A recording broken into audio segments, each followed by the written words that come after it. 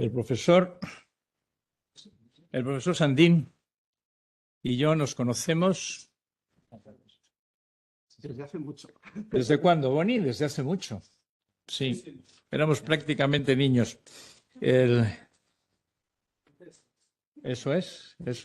Y yo estaba empezando con mis oposiciones para cátedra. Bien, y entonces desde el primer momento establecimos una conexión profesional, científica y amistosa a lo largo del trato, porque coincidíamos en dos cosas. Coincidíamos en nuestro interés por la psicosomática, es decir, cómo el funcionamiento del cuerpo y el funcionamiento, ¿cómo lo vamos a llamar? De la mente, de la psicología, de la conducta, como queráis, del alma, eso no podemos decir, pero algo hay que funciona y que nos hace ser lo que somos, portarnos como nos portamos, sentir, pensar. Y por otra parte tenemos un cuerpo que también funciona y también hace cantidad de cosas. Y esa unión, ese nexo.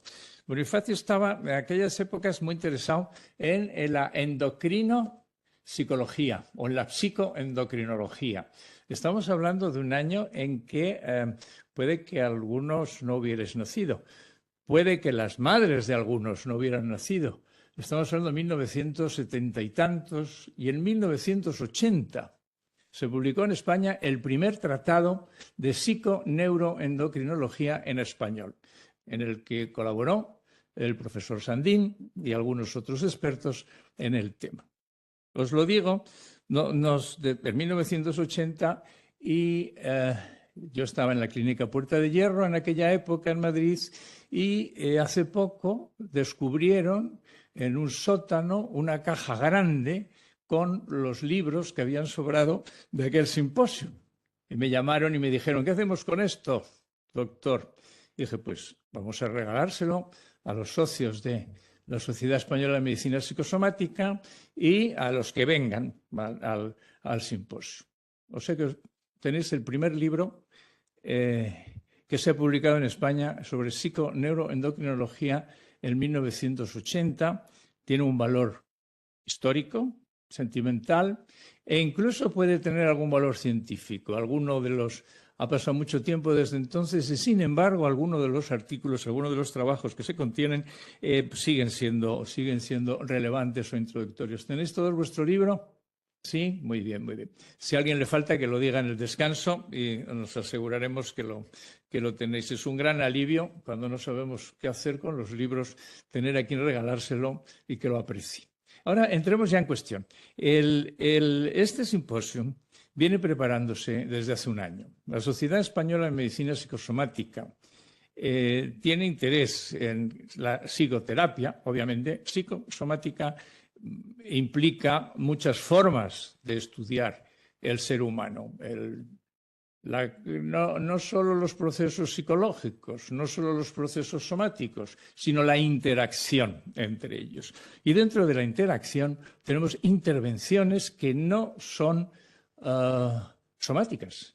El cuerpo funciona y si le damos una sustancia funciona de una forma, si le aplicamos presión en un sitio funciona de otra, si le cortamos algo funciona de otra. Sí, eso ya sabemos, terapias somáticas se llaman.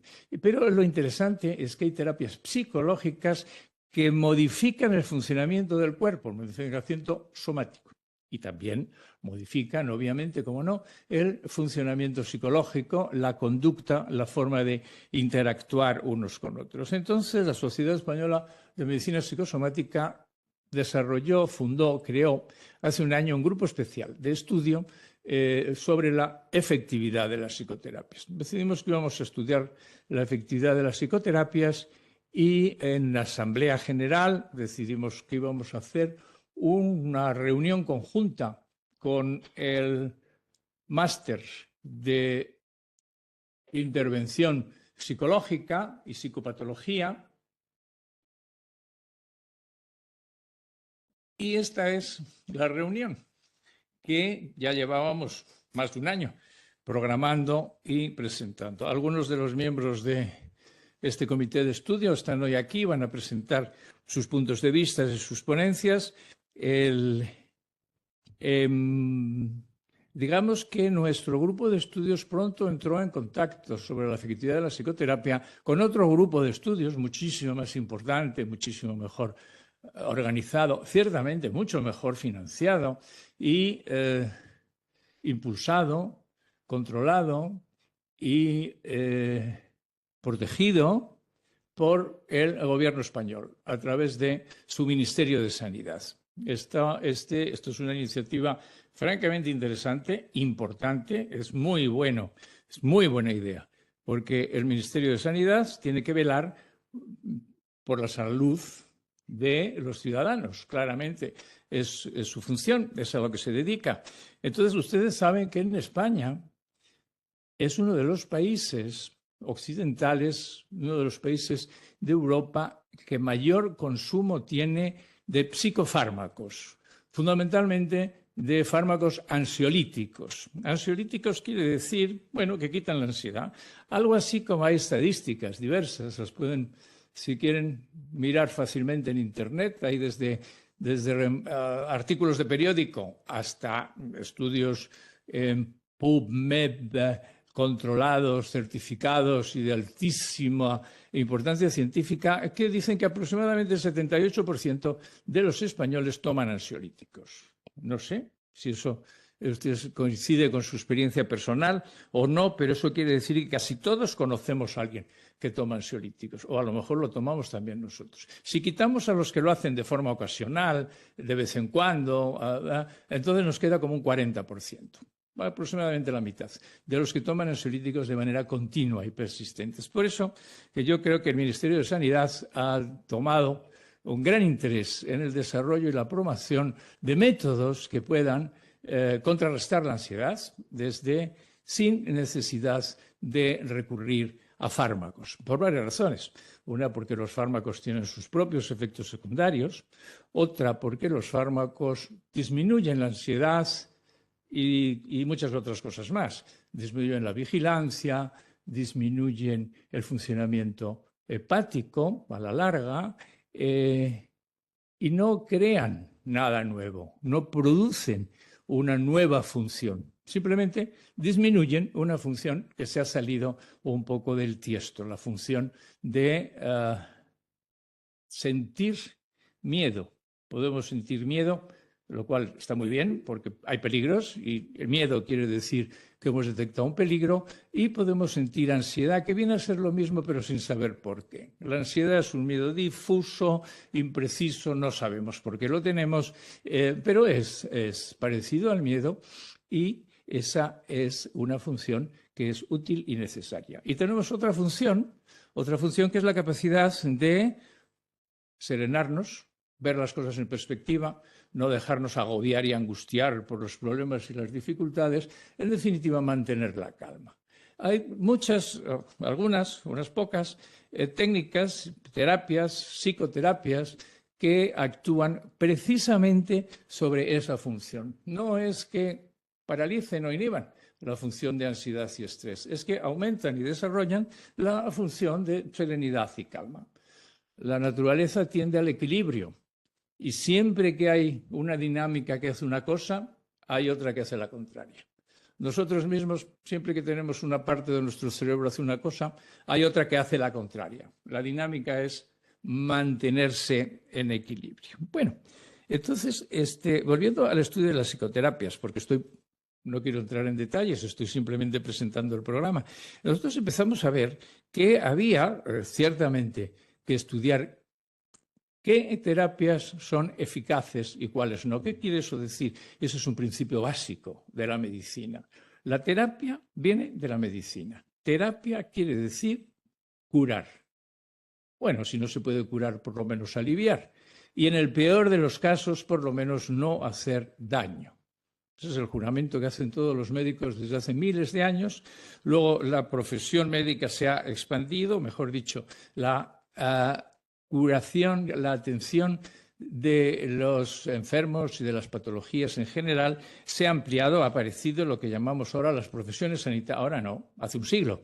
Las profesiones sanitarias incluyen la enfermería, incluyen la fisioterapia, que incluyen, cómo no, y sobre todo la psicología. La psicología sanitaria se llama así, porque hay psicología social, hay psicología laboral, hay psicología industrial, hay psicología científica experimental básica, hay muchas ramas de la psicología. Una rama muy importante es la psicología sanitaria, en la que nos encontramos médicos, psicoterapeutas, psiquiatras y psicólogos sanitarios o psicólogos con la especialidad de psicología clínica. Otras formas de verlo. ¿Quién puede hacer terapia? Puede hacer terapia primero el que lo sepa hacer. Segundo, alguien que tenga una cualificación para tomar esa función. Estamos en el siglo XXI, hace ya mucho tiempo, por lo menos un siglo o dos, en que se han regulado las profesiones sanitarias. Se han regulado las profesiones sanitarias quiere decir que tienes que ser un profesional instruido en un centro universitario, legal y reconocido y aprobado por una institución gubernamental que te da la capacidad de ejercer terapias. Eso es importante. Hace 2 siglos eso no estaba tan claro. Todos los pueblos de España y yo creo que de todo el mundo tenían una persona que era el curandero. No tenía estudios, no tenía un diploma universitario, el gobierno no había dicho nada sobre él, pero todos sus compañeros, todos los ciudadanos confiaban en él porque de alguna manera sabía curar. ¿Cómo lo hacía? Bueno, no sé, hay muchos estudios sobre la capacidad terapéutica. De eso hablaré más adelante, de lo que se ha llamado la personalidad terapéutica. Uno de los miembros de nuestro grupo de estudios, el doctor José Ignacio del Pino, dice que la idea de evaluar la eficacia de las psicoterapias, que está muy bien, pero que lo importante de verdad sería evaluar la eficacia de los psicoterapeutas. Es decir, hay varia evidencia de que empleando técnicas muy distintas, métodos y enfoques completamente diferentes y dispares, algunos terapeutas consiguen muy buenos resultados. Eso no es por el método, es por la persona que sabe cómo utilizar el método. Pero no me quiero adelantar porque de eso tengo que hablar luego. Voy a seguir con la presentación de este estudio en el que, como dije, nos hemos encontrado con algunas pequeñas discrepancias o sorpresas con el otro gran grupo español que está estudiando la eficacia de las psicoterapias. Nosotros seguimos pensando que tenemos que hablar, bueno, psicoterapia es un aspecto concreto de las terapias. Hay farmacoterapia, hay quimioterapia. Quimioterapia se aplica a las terapias que se ejercen con sustancias que uno no se atreve del todo a llamar fármaco porque tienen muchos efectos secundarios. Pero es la misma idea. Hay fisioterapia, terapia por métodos físicos, hay radioterapia, ¿se dan cuenta? Depende, terapia es un concepto general, le vamos a curar o aliviar, hoy por lo menos vamos a ver si por lo menos no le vamos a hacer daño mínimamente, pero el método en que empleamos califica. Se hace un prefijo que califica el tipo de terapia que estamos haciendo. Psicoterapia es eso, es un tipo de terapia. Pero ¿cuál es el método que empleamos en psicoterapia? Psicoterapia no es tratar la psique del paciente, no. El nombre viene del método que utilizamos. No utilizamos fármacos, por eso no es farmacoterapia. No utilizamos rayos, por eso no es radioterapia. Utilizamos nuestra mente, nuestra capacidad psicológica de relacionarnos y de influir en los demás o ayudar a los demás a que aprendan cómo influirse a sí mismos para llevar una vida más completa, más satisfactoria, menos incómoda, menos molesta. De ahí viene el concepto de personalidad terapéutica. Hay gente que hace esto bien, hay gente que no, pero que tiene un método, una técnica, una práctica. Hay muchas cosas en la vida que son obviamente muy importantes y que a todos nos han dicho. Piensa bien lo que vas a decir. Estate tranquilo, mantén la calma. Piensa en el futuro y prepárate para el porvenir. Miles de consejos, pueden pensar todos los que quieran. Y yo desde pequeño, cuando oía cosas de estas, me preguntaba, digo, ¿y cómo? ¿Cómo se hace? Mantener la calma es muy importante. Pero ¿cómo se hace? ¿Hay alguna forma de aprender? Entender muy bien lo que me dicen y comprender lo que estoy aprendiendo y luego saberlo utilizar de una manera práctica y eficaz, eso es una buena idea, es un buen consejo. Pero ¿cómo se hace? ¿Hay algún método? En algún aspecto, los psicoterapeutas nos parecemos a los profesores, a los docentes. Porque una gran parte de nuestro trabajo no es convencer a la gente lo que tiene que hacer, no, es darle instrumentos, enseñarle cómo se hace para mantener la calma, enseñarle cómo se hace para pensar con claridad, enseñarle cómo se hace para distinguir lo que es un impulso, algo que te sale ¿de dónde? De los intestinos, eso que te sale de lo más profundo de tu cuerpo, lo que es un sentimiento, algo que te sale de tus emociones, actúas conforme a tus emociones, y algo que te sale de tu cerebro, de tu lógica, de tu razonamiento, o algo que te sale de ninguno de esos tres sitios, algo que te sale simplemente porque es lo que hace la gente, es lo que socialmente se pide y estamos cumpliendo normas sociales sin pensar y sin saber si eso nos viene bien, nos viene mal, etc. Por eso no hemos hablado nunca, hemos hablado siempre, mejor dicho, de puestos a pensar en las psicoterapias, que es lo más nuestro, aunque también tenemos estudios sobre la fisioterapia, también, obviamente, tenemos estudios sobre la farmacoterapia, pero nos hemos interesado más por la psicoterapia, entre otras cosas, porque hay menos estudios, se sabe menos, se estudia menos, se sabe peor y hay muchísimas más discrepancias. Y nos hemos encontrado con una definición que no esperábamos, que se llama pseudoterapia. Pseudo es un término griego, ustedes lo saben, en medicina lo usamos de vez en cuando. Quiere decir algo que parece una cosa, pero que es otra. A nosotros nos gusta más decir terapias eficaces, terapias ineficaces, terapias poco eficaces, terapias que es que no son terapias, que es que son dañinas. Parece más claro. Bueno, pseudoterapia, aparte que suena como un poco insultante, pero bueno, es igual. Entonces, el tema está en que mientras preparaba esta charla y esta presentación de hoy, se me ocurrió que les quería presentar una foto. Es esta. Esta foto es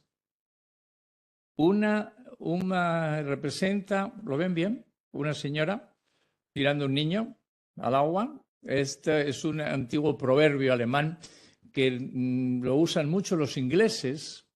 En español apenas se usa, se conoce, yo creo que no lo han oído nunca, que se dice "Don't throw the baby with the bath water", que quiere decir no tires al niño con el agua del lavadero. Parece que la historia era una mujer muy amante de la limpieza que estaba bañando a su bebé y que lo bañó, lo dejó limpio, lo dejó muy perfecto y cuando acabó de bañarlo fue a eliminar la suciedad y tiró el agua y ya de paso tiró el niño. Lo más precioso que había se le fue junto con lo más asqueroso, sucio y con el agua. A mí me gusta ese proverbio porque quiere decir que cuando queremos limpiar algo, queremos quitar, eliminar cosas sucias o que estorban o que molestan o que son negativas, tenemos que hacerlo con cuidado de no tirar de paso algo que es valioso. Como vamos a ver hoy, tenemos que estudiar las terapias, concretamente las psicoterapias, de una manera que sea suficientemente eficaz. Es decir, no podemos ser laxos y decir sí cualquier cosa. Dice, a mí me sienta muy bien cuando un perfume de rosas que me ha regalado mi marido, cuando me lo pongo me encuentro más contenta. Perfecto. Eso quiere decir que la aromoterapia funciona. Bueno, no sé, igual sí funciona, eso es ser un poco laxo. Tampoco podemos decir solamente los estudios que cumplan una serie de requisitos enormes. ¿Me pasas la siguiente? Que quiero ver.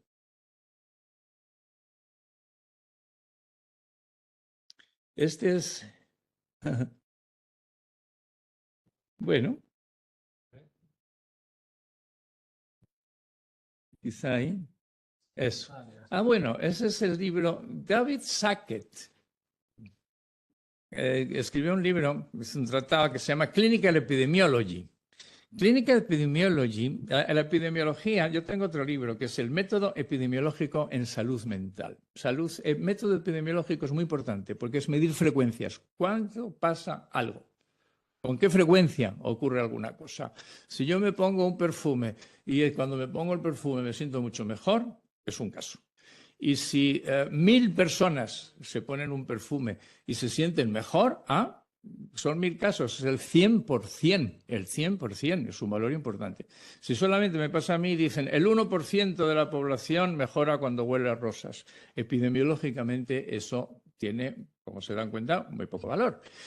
Bueno, pues esta es la importancia de la epidemiología. David Sackett fue el pionero de la epidemiología clínica, que decía estudiar el efecto de los tratamientos. Era lo suyo. Este fue el hombre que inventó lo que sin duda les suena que es la evidence-based medicine, medicina basada en la evidencia, de la cual ha desarrollado y ha aparecido también la psicología basada en la evidencia, copiada tal cual. Sorprendente. Por ejemplo, si una idea funciona en un sitio, pues la podemos poner en otro sitio. Está bien, es razonable. Un inciso, en español, evidencia no es lo mismo que evidence en inglés. Suena igual, los lingüistas lo llaman falsos amigos, palabras que son muy parecidas y entonces decimos que debe ser lo mismo, pero no es lo mismo. Evidence en inglés es otra cosa. Evidence en inglés es sospecha. Es algo que se descubre con la investigación. Si habéis leído a Conan Doyle, habéis leído a Sherlock Holmes, entonces Sherlock Holmes empleaba mucho, en la traducción española, empleaba mucho evidente, querido Watson. Decía Sherlock Holmes, el asesino es un hombre de unos 40 años con bigote y con un fuerte acento austriaco. Y Watson decía, pero Sherlock, ¿cómo sabes eso? Es evidente, querido Watson. Hemos encontrado en una taza un pedazo, una pluma rota. Evidente que tiene que ser. Y entonces Watson y todos los demás decíamos, ¿cómo va a ser eso evidente? No, no es nada evidente. Es un indicio. A través de ahí, de ese dato de investigación, Sherlock iba haciendo una serie de conexiones muy potentes. Es evidente, en español quiere decir otra cosa. Es evidente que el sol sale por allí y pasa por nuestras cabezas y se va por allí. Eso es evidente, es obvio. Hace falta mucha investigación para descubrir que el sol está quieto y que la Tierra da la vuelta. Nosotros no lo podemos hacer, nos lo tenemos que creer. Ha habido gente que ha hecho esa investigación y nos creemos. Copérnico fue el primero, luego Galileo, empezaron a mirar con aparatos sofisticados, no así con la simple vista, empezaron a hacer cálculos matemáticos, hicieron muchas investigaciones y entonces descubrieron, basados en sus investigaciones, que el Sol está quieto y que es la Tierra la que se mueve. Eso no es evidente. Evidente es lo que es obvio, lo que se ve enseguida. Cuando una cosa es evidente no necesita demostración ni investigación. Medicina basada en la evidencia, o psicología basada en la evidencia, es una mala traducción que induce a engaño. No importa que lo traduzcamos mal si sabemos lo que estamos diciendo. Quiere decir basada en pruebas, basada en investigaciones, basada en demostraciones. Bien, entonces hay una demostración muy simple, muy laxa. Decimos, esto sí, yo lo creo. Y luego hay demostraciones súper sofisticadísimas, dificilísimas, casi imposibles, me pasas la siguiente, casi imposibles de lograr y de realizar. Bien, muy exigentes. Podemos decir, saben que en psicología utilizamos mucho para demostrar algo las pruebas estadísticas. Al final tenemos todo un sistema estadístico que nos dice esto. La seguridad de que esto no se haya producido por casualidad es del orden del 0,01%. ¿Está bien? O es del 0,001%, eso ya es la pera, o es del 0,05%. Quiere decir que de 100 veces que esto ocurra, 5 va a ser por pura suerte, por casualidad. Y las otras 95 es por la intervención que nosotros hemos hecho. Bueno, ese es el grado de confianza. Hay gente que dice, no, un grado de confianza menor que el 1% no vale. 1 por 1000. No vale. Hay quien dice, bueno, venga, vale, vamos a aceptar el 5%. Vale. Hay criterios para decidir científicamente. ¿Qué quiere decir científicamente? Basado en pruebas, basado en investigación, basado no en lo evidente. Si una cosa es evidente, no necesitamos ciencia para saber lo evidente. Necesitamos ciencia para descubrir lo que no es evidente. Que el Sol está quieto, ha necesitado, bueno, Luego han descubierto que no está quieto, que se mueve dentro de las galaxias, en fin, esto no para. El secreto de la ciencia es decir que por muy seguro que estés de algo, si investigas bien, al final vas a descubrir que no es exactamente así. Por eso está ese famoso dictum o teorema de Popper que dicen que lo que hay que demostrar no es que estás en lo correcto.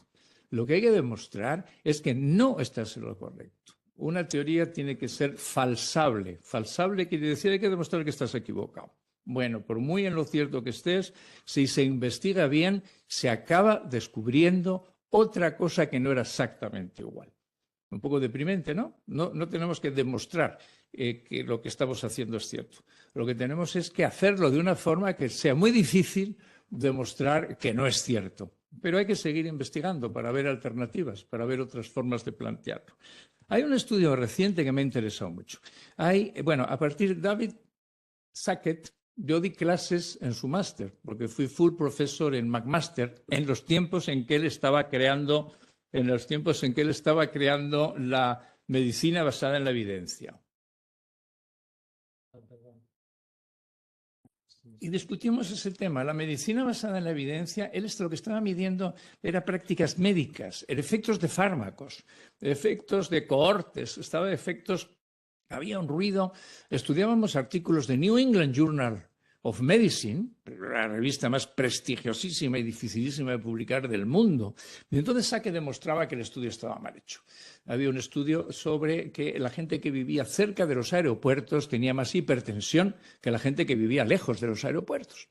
Artículo perfecto. Bueno, Sackett lo estudiaba y entonces ya no recuerdo cómo llegó a la conclusión que había fallado algún punto estadístico, había alguna cosa y que las conclusiones podían no ser tan concluyentes. Pero se refería a cosas muy concretas y en la clase que yo di en su máster era diciendo hay intervenciones psicoterapéuticas que actúan sobre parámetros tan complejos y tan difíciles de medir que no se puede aplicar exactamente este mismo método que podemos aplicar para cosas sencillas. Y esta pastilla quita el dolor de cabeza o no lo quita. Bien, es un estudio muy puntual, es un síntoma muy puntual. En psicología nos encontramos con cosas mucho más complejas y medimos parámetros mucho más difíciles. Está la famosa historia auténtica de la persona que de vez en cuando tenía temblores y estaba muy angustioso por los temblores y acude al psicólogo, que él trata después de un tiempo y se encuentra con sus amigos y le dicen, bueno, ¿qué tal es? Oh, estoy fenomenal, estoy mucho mejor, ya estoy genial de contento. Y dice, ya se te quitaron, no se me han quitado los temblores, pero ya no me importa. Dice, ya estoy a gusto, ya estoy acostumbrado. Y bueno, ¿cómo mides eso? ¿Qué es lo que ha pasado? Sigues teniendo el síntoma, pero ya no te importa. ¿Cómo mides esas cosas? Y las intervenciones, ¿cómo mide las intervenciones? Una pastilla es fácil de medir, una pastilla. Pero las cosas que hacemos nosotros en nuestras intervenciones con nuestros pacientes, ¿cómo se miden? Bueno, entonces, a Sackett no le importó mucho eso porque a lo que le interesaba era la medicina, la farmacología, las pastillas y los estudios de seguimiento de cortes.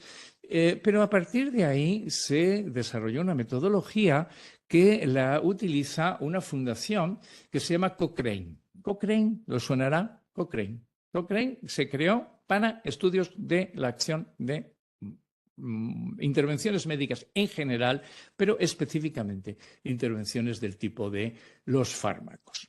Incluían intervenciones del tipo de, bueno, cuanto para el tratamiento, el seguimiento de la hipertensión, tenemos que controlar la tensión arterial todas las semanas, todos los meses o una vez al año. Uno de los estudios que con el método Cochrane se vio que ese estudio no cumplía requisitos para decir evidencia científica. ¿Qué quiere decir evidencia científica? Lo que tú quieras. Puedes decir un 5% de confianza me vale como evidencia científica. No, tiene que ser un 1 por 1000 de probabilidad de que esto sea casual evidencia científica. No, es un criterio. Evidencia científica suena a algo exacto y, sin embargo, no es un criterio, es una opinión, es un criterio, es un consenso. También es un consenso, no es la opinión de una persona. Mucha gente se pone de acuerdo. Pues yo quiero terminar diciéndoles eso. Hay de cada 10 intervenciones en salud, 9 no son apoyadas por evidencia científica de alta calidad. De cada 10 intervenciones en salud, no estamos hablando de psicoterapia, esto se refiere a todo en general. Bueno, si alguien tiene interés, esta es la referencia, se puede estudiar. La mayoría de las intervenciones de la salud investigadas o testadas en las reviews, en las revisiones de Cochrane, no son efectivas de acuerdo con evidencia de alta cualidad. Y bueno, el artículo concluye diciendo que los médicos y la gente que hace intervenciones sanitarias tiene que ser muy cuidadosa con los estudios que hace, con la forma de reportarlos y de decirlos, para que cumpla los criterios de Cochrane, los criterios de altísima creencia. Puede decir eso. O también puede decir que estos criterios son tan excesivamente elevados y complicados que la mayoría de los estudios pues no alcanzan a cumplirlo. Ponme la última, o sea, la siguiente. Porque ¿cuáles son los criterios? Esta es una tabla de cuáles son los criterios, cuáles son las evidencias, es decir, las pruebas, las demostraciones. Entonces, alta calidad es ensayos clínicos aleatorios controlados. Ensayos clínicos aleatorios controlados, no entraré en detalles, pero es un ensayo muy caro, que toma tiempo, que tiene sus propios inconvenientes, sus propias dificultades, que generalmente sí se hace para ver la utilidad de los fármacos y de los psicofármacos en general, entre otras cosas, bueno, porque hay que hacerlo, porque hay que estar muy seguro de que este fármaco funciona y que no hace daño, pero también porque la gran inversión de trabajo, de esfuerzo y de dinero que cuestan estos ensayos solo las pueden asumir entidades que tengan mucho dinero para hacer investigaciones. En psicoterapia generalmente no tenemos mucho dinero para nuestras intervenciones. No podemos hacer ensayos clínicos, aleatorios, controlados, entre otras cosas también, porque nuestra ciencia o nuestro arte no se presta. Imagínense lo que es el doble ciego. Doble ciego quiere decir, yo no sé lo que te estoy dando al paciente. Le estoy dando una pastilla, pero no sé lo que tiene esa pastilla. Y el paciente se toma la pastilla, pero tampoco sabe lo que se está tomando. No sabemos. ¿Vale? ¿Cómo hacemos eso en psicoterapia? O sea, yo no sé qué terapia te estoy haciendo. No se puede hacer. Tengo que saber lo que estoy haciendo. El paciente no sabe qué terapia o qué tratamiento está recibiendo. Igual no, pero a poco listo que sea, se va a dar cuenta de que estamos haciendo algún tipo de cosas. El grupo control, sí, el grupo control es relativamente fácil. Yo hice un estudio empleando entrenamiento autógeno en el tratamiento de pacientes con epilepsia del lóbulo temporal en el Instituto Neurológico de Montreal. Fue mi tesis doctoral. Y teníamos que tener un grupo control. ¿Y cuál era el grupo control? El grupo control era otro grupo de pacientes similares.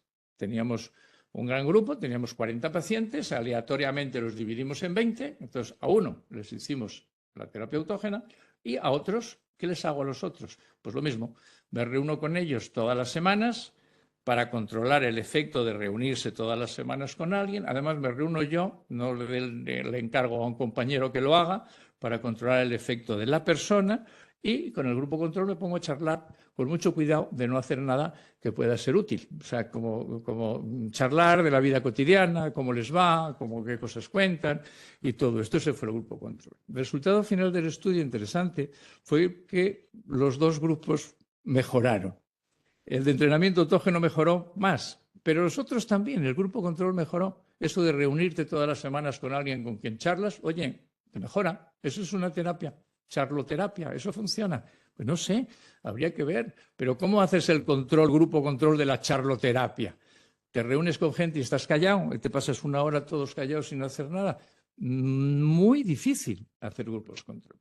Luego tenemos otros, claro, tener en cuenta que el que no haya evidencia de alta calidad es eso que acabo de decir. Pero hay evidencia de calidad moderada, calidad baja, calidad muy baja, pero es evidencia. Esta evidencia es baja, esta evidencia moderada. No es alta calidad, pero es evidencia. Y dicen, por ejemplo, la opinión de los expertos. La opinión de los expertos. Estamos 20 personas tratando pacientes y los 20 estamos de acuerdo en que esta intervención nos funciona muy bien. Y esta otra la hemos probado, pero no nos funciona muy bien. Pero no hemos hecho estudios, no hemos hecho estadísticas, pero estamos de acuerdo en que haciendo las cosas de una manera va mejor y de otra va mejor. Esa es evidencia de baja calidad, pero es evidencia. Luego estamos casos, estudios de casos, estudios de casos. Un caso no quiere decir nada. ¿Cómo es? Una golondrina no hace verano. 2 casos. Bueno, 17 psicoterapeutas repartidos en el mundo están haciendo la misma cosa y están reportando los resultados con sus pacientes que coinciden y que funciona. Eso es evidencia. Claro, es evidencia muy baja. Bueno, ¿por qué es muy baja esa evidencia? A mí me parece una evidencia bastante alta. Si yo hago una intervención, yo digo al paciente, le digo esto y le hago esto y se pone muy bien. Y otra persona dice, pues yo también lo he hecho y también me funciona. Y otro dice lo mismo y nos empezamos a juntar y decimos, oye, esto funciona muy bien. ¿Y eso es evidencia baja? No, es evidencia alta. Lo que sí que pueden decir es que es una investigación poco complicada. Eso sí, lo que queremos medir no es la evidencia, estamos en español, decimos evidencia, no es la evidencia. Lo que se mide es la potencialidad de la investigación. ¿Cuánto se ha esforzado el investigador? ¿Cuántas observaciones, cuántas estadísticas y cuántas complicaciones se ha creado para ver qué es lo que en realidad está ocurriendo? Eso es todo. Entonces, hay otra cosa en la que tenemos que mirar cuando miramos la efectividad de las psicoterapias. Es el que en toda la medicina, todas las terapias médicas están basadas en lo que se ha descubierto en las ciencias básicas, que por eso se llaman básicas, porque son la base,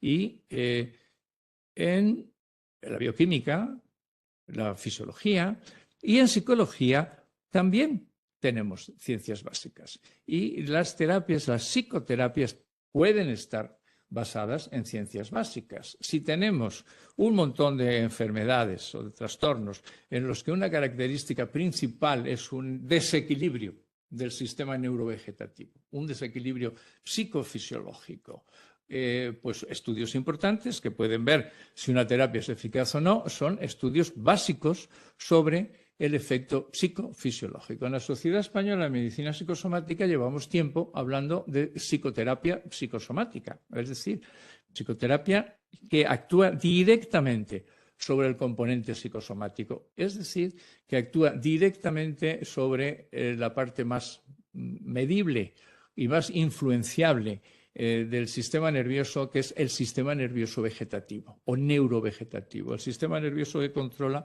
el funcionamiento de nuestro cuerpo.